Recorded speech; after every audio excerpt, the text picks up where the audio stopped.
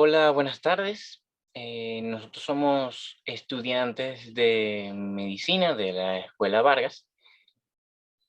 Vamos a hacer este trabajo para la cátedra de fisiopatología en el que vamos a hablar un poco de los procesos de glicosilación avanzada y sus efectos en los pacientes diabéticos.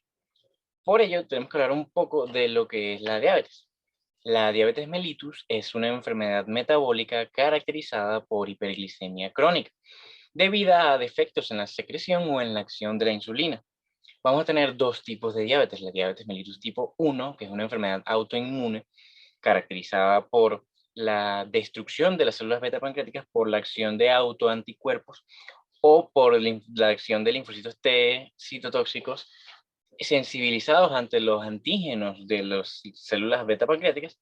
que concurren en la deficiencia y en la ausencia en la producción de insulina. Mientras que la diabetes mellitus tipo 2 se debe al desarrollo de una resistencia a la insulina por parte de los tejidos muscular, adiposo, hepático, por lo que se encuentra una disminuida acción de la misma para mantener los niveles de glucosa en sangre. Las principales causas de muerte de los pacientes diabéticos se deben a las complicaciones que esta enfermedad conlleva. Estas complicaciones se pueden clasificar por el momento de su aparición clínica como agudas y crónicas. Las crónicas a su vez se pueden diferenciar en microvasculares y macrovasculares. Eh, ambas, Ambos tipos de complicaciones van a estar determinados por la presencia mantenida de altos niveles de glucosa en sangre, que genera daño en los órganos blancos. Ahora vamos a entrar un poco más en el tema que nos es pertinente, que son los productos avanzados de glicosilación. El aumento de los niveles de glucosa sanguínea da por resultado productos avanzados terminales de la glicosilación de la glucosa. Son un grupo heterogéneo de moléculas con capacidad patógena que son formadas por una vía de glicosilación no enzimática. Se va a ver la unión de la glucosa a proteínas. Vamos a ver que esto puede suceder por proteínas intracelulares y extracelulares, lípidos y ácidos nucleicos. Todo esto se va a formar por una especie de procesos en los que se adicionan de forma nucleófila, o sea, cercana a los núcleos celulares, en el cual tenemos el grupo amino de una proteína que se va a unir al grupo carbonilo del azúcar reducido, o sea, de la glucosa, y se va a formar una base de Schiff en un enlace que es reversible, un enlace covalente reversible y que en el cual ocurre un reordenamiento de la misma proteína debido a la unión de la glucosa. Después de esto, continúa el reordenamiento para estabilizar a la nueva molécula en formación y se va a formar un producto de Amadori, que es un poco más estable en cuanto a los enlaces covalentes que forman el grupo amino con la glucosa. Estos productos siguen siendo reversibles, sin embargo, empiezan a tener un poco más de estabilidad. El producto Amadori más comúnmente conocido, y un buen ejemplo de lo que es un producto avanzado de glicosilación es la hemoglobina glicosilada, que pierde su capacidad de transportador de oxígeno ya que aumenta su afinidad por el oxígeno, por lo cual se presenta una hipoxia tisular en los pacientes. Y finalmente, después de los productos de Amadori, vamos a tener que se acumulan en el organismo estas proteínas glicosiladas y por reacciones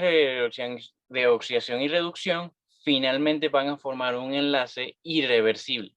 Y estas proteínas glicosiladas pueden derivar en productos de glicosilación avanzada tras sufrir reacciones con compuestos dicarbonilos, volviéndose compuestos que van patógenos que no pueden ser convertidos en glucosa nuevamente y que van a generar más daño al individuo.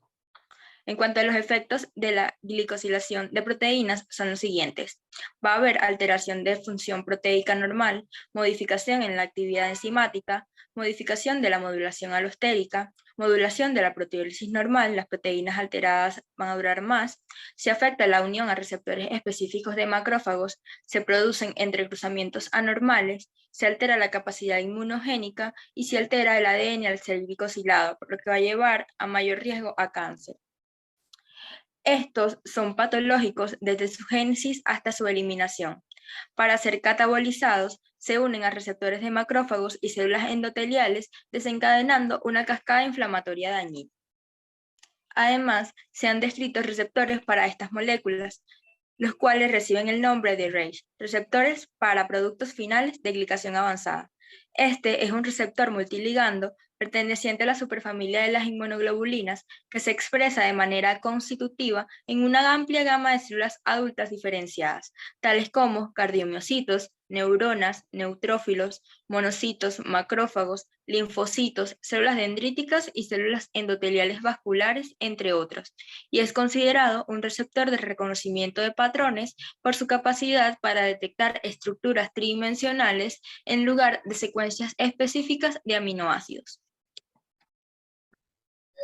Entonces, la interacción del receptor de los productos finales de la glicación avanzada con sus respectivos ligandos va a inducir la activación del NFKB a través de múltiples vías de transducción de señales intracelulares. Tras esta activación, el NFKB inicia la transcripción de diversas proteínas, favoreciendo el desarrollo y progresión de complicaciones vasculares, como moléculas de adhesión celular 1, factor de crecimiento transformante beta 1, factor de crecimiento del tejido conectivo, factor de crecimiento derivado de plaquetas, factor de necrosis tumoral alfa, IL-1 e IL-6.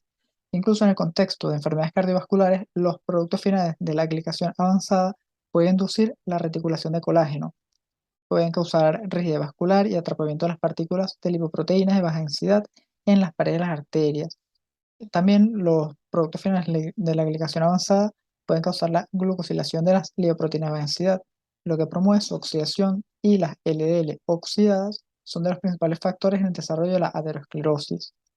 Este, También se puede producir lipoproteínas de alta densidad glicadas alteradas en cuanto a su función, al generarse un trastorno de la esterificación del colesterol, lo que condiciona una alteración del transporte inverso del colesterol, que no va a poder ser recogido de los tejidos periféricos para ser llevado hasta el hígado. La activación del NFKB a través del eje del receptor de productos finales de la glicación avanzada con sus ligandos en las células vasculares va a conducir a la expresión de múltiples moléculas proinflamatorias, moléculas de adhesión, facilitando la adhesión de monocitos, seguida de la migración hacia el espacio subendotelial y su posterior diferenciación a macrófagos.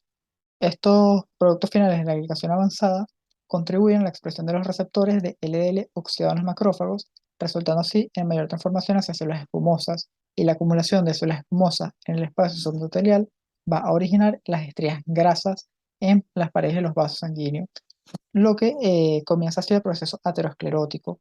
También va a haber una acumulación proteica, especialmente en las membranas basales, atrapamiento de la inmunoglobulina G con activación del complemento e inflamación,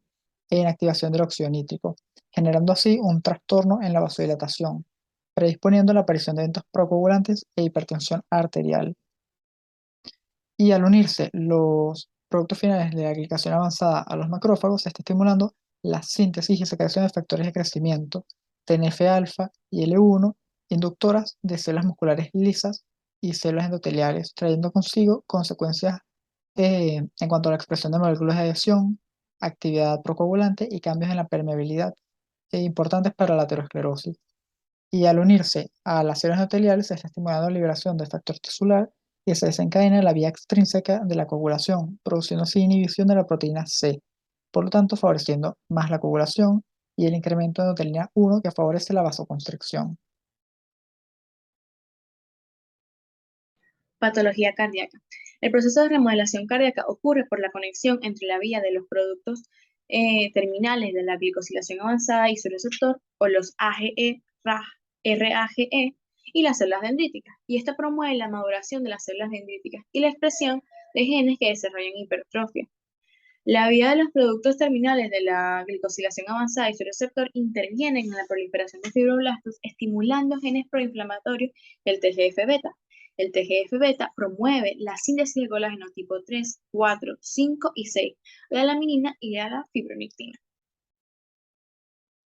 El incremento en el número de fibroblastos en la matriz extracelular induce la reticulación entre las fibras de colágeno y laminina, derivando en una pérdida de las propiedades elásticas del tejido cardíaco, rigidez y aumento de volumen cardíaco, conduciendo a la disfunción diastólica. Los niveles de calcio disminuyen debido al aumento de la actividad de receptores de genodina inducido por la vía de los productos finales de la glicosilación avanzada y su receptor, y estos de por sí permiten equilibrar niveles de iones durante la sístole y la diástole. Pero la hiperactividad lleva a fuga de calcio desde el retículo sarcoplásmico durante la diástole y disminuyendo los niveles de calcio durante la sístole, y alteran el ciclo cardíaco. En la patología renal, en el glomérulo, los productos terminales de la glicosilación avanzada se unen al colágeno y a la vitronectina y la laminina, produciendo una pérdida de paransulfato y proteoglicano.